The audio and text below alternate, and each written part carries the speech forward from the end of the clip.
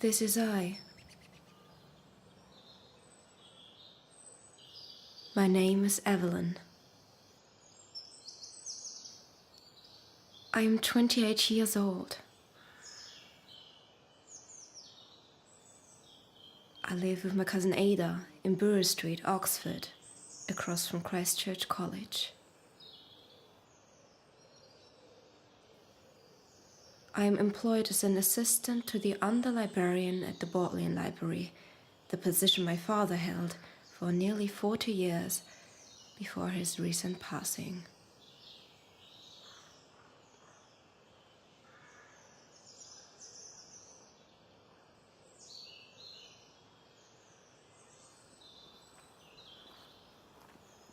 I am right here.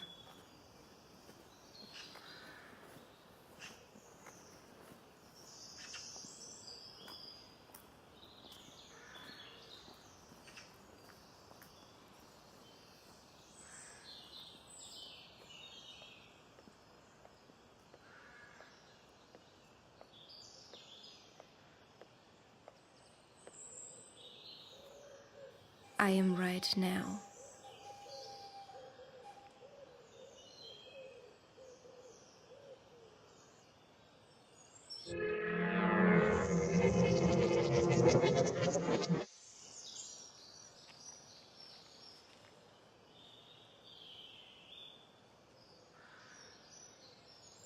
Reading in the gardens, I am astonished to suddenly see my dear old friend Carl.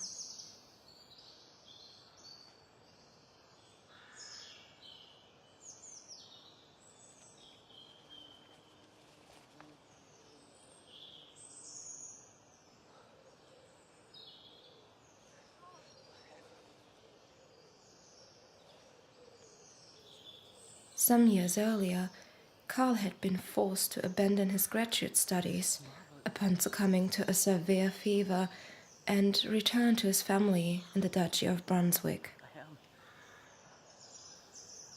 Shortly before his illness, Carl and I had considered becoming engaged.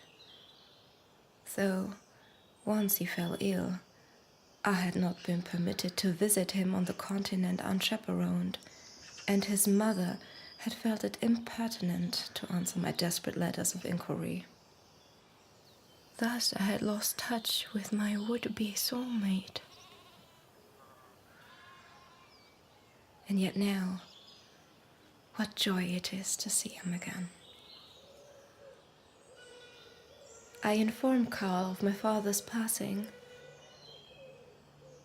and he inquires if I've ever taken a husband. I have not.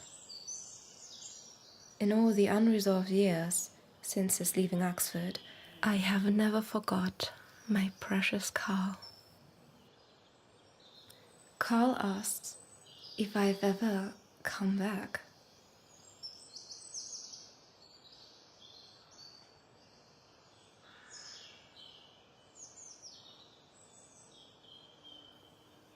Come back?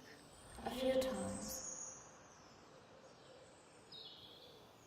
Come back.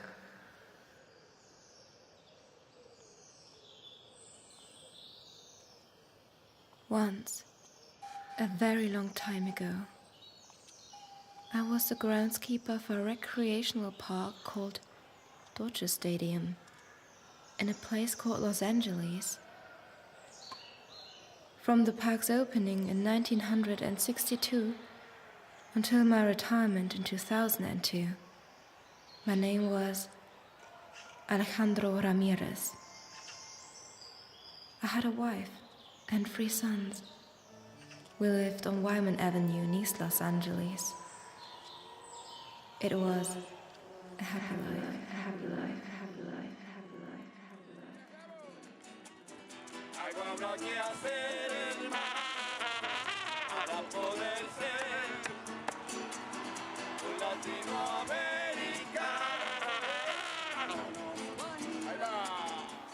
So, more like a dream now.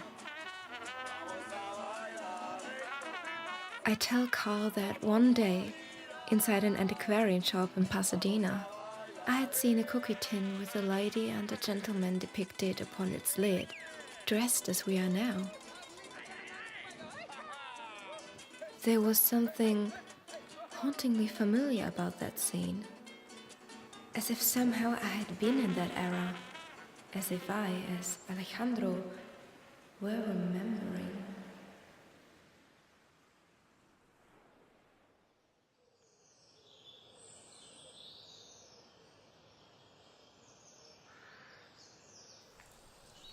I asked Carl how he has fared during our separation. He tells me that after his affliction, all was still, like floating in the clouds. Gone were the doctors and solicitors around his bedside. Gone was the poundage of his body.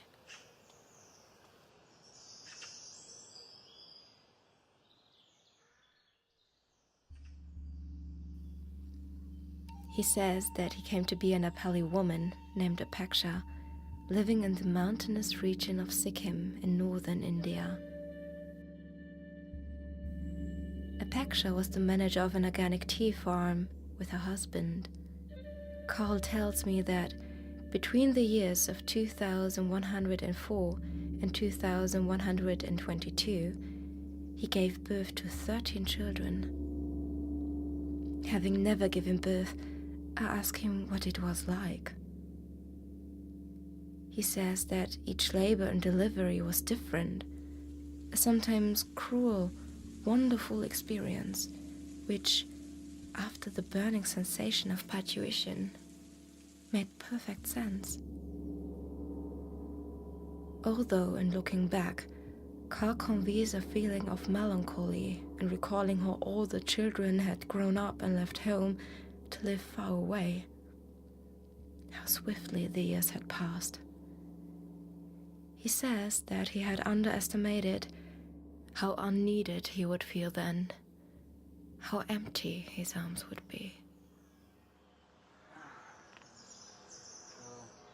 Carl asked if I too had ever felt such bewilderment, if I have ever felt no real control over where I was going, as if the world was so enormous and perplexing, and despite all of my aims and all my resolve, I found myself unprotected, fumbling for a foothold that just wasn't there.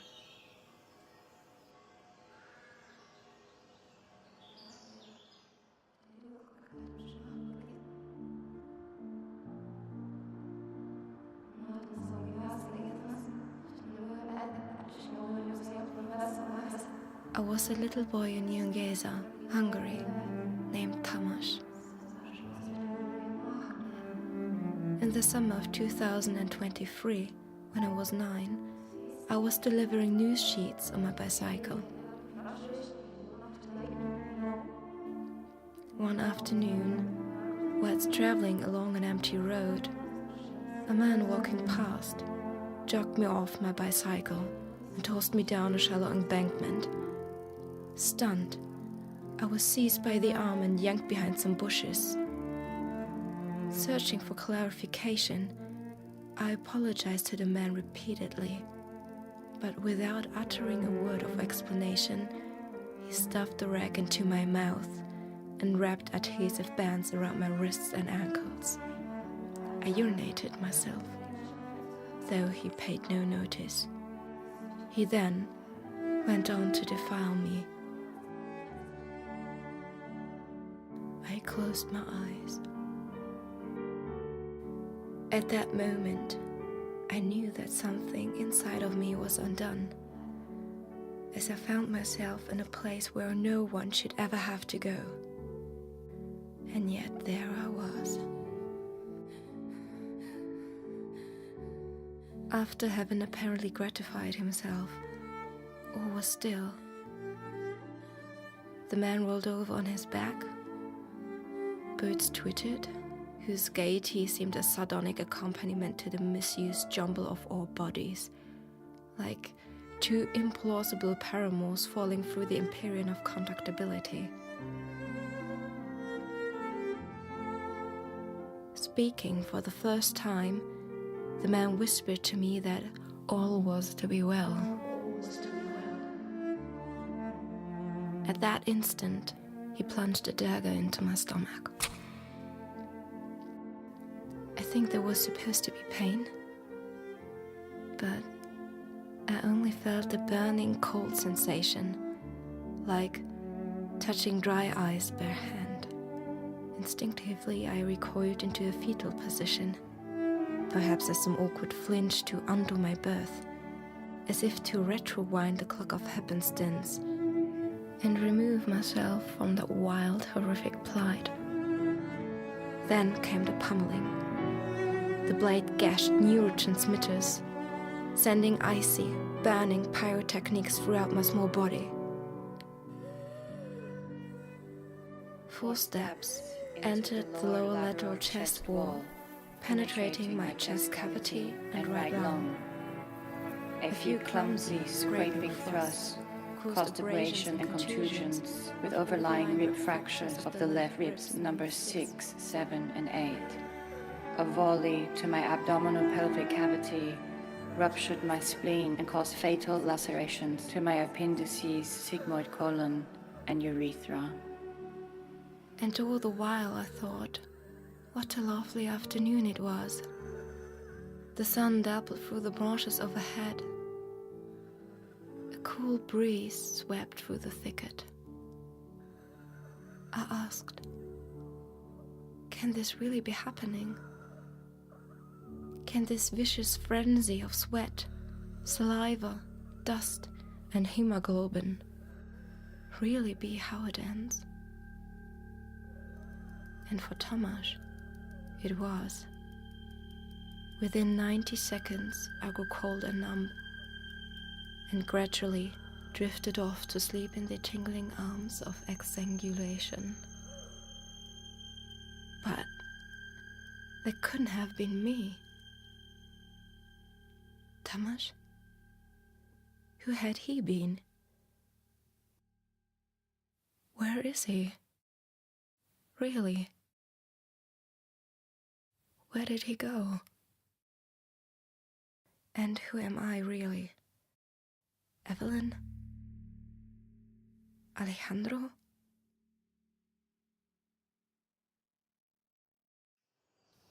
I asked Carl, how did we come to be here? Where are we? Who are we?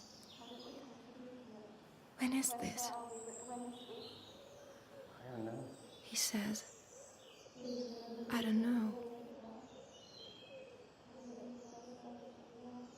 I asked Carl if he remembers the weekend we stole away to Bath, how we lay in each other's arms on the lawn before the Royal Crescent and dreamed of having a family, a small townhouse with a garden. What happened to those dreams? Our fervency and hope? How was it that fate stole them away? Carl says that Apeksha believed that time and space are manifold, and that our lives are transient episodes of a much greater journey. We are born and we perish. A flowering of atomic nuclei, whose purpose is to dream and to fail, to love and to lose, to embrace as much as we can whilst we're here. From the soft touch of lips to the puncture of daggers. I asked Carl if I were to displace my body from time, and he were to displace his body from space, where would we meet? He answers, In that garden between here and now.